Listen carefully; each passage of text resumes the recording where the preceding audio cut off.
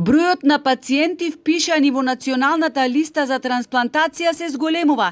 Најмладиот пациент е девојка на 29 годишна возраст. Средствата кои се издвојуваат во програмата за трансплантација е 10-кратно помала во однос на парите кои се издвојуваат, например за ХИВ позитивните, односно сидата, која повеќе не се смета за смртоносна болест. Навистина е поразително кога слушаме дека за разни маргинализирани групи се даваат 90 милиони денари за превенција од болеста, односно за купување на презервативи, лубриканти и други средства за сексуално општење, а една голема група на пациенти кои што не по нивна причина и не по нивна волја се нашле во една тешка состојба да им треба орган за трансплантација, а целата програма за трансплантација е финансирана со 9 милиони денари.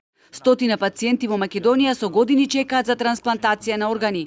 20 се на листата за трансплантација на срце, 15 за црн дроб, а дури 47 за бубрек. Најмладите од нив се на 16, односно 17 годишна возраст. Од Министерството за здравство вела дека е зголемен буџетот за оваа намена. Програмата за трансплантација досега функционираше во рамките на буџет од 9 милиони денари, кој согласно потребите се дополнуваше со ребаланс во текот на годината. За 2025 година буџетот е зголемен за 3 милиони денари и изнесува 12 милиони денари. Доколку активностите надминат утврдената сума, секогаш постои можност буџетот да се зголеми. Пациентите со механичка потпора на срце секојдневно и гледаат на смртта во очи. Само последнава година починаа 6. Од ресорното министерство добиле ветување дека по нова година ќе го остварат правото на бесплатна партиципација, одлука која е донесена пред скоро една година.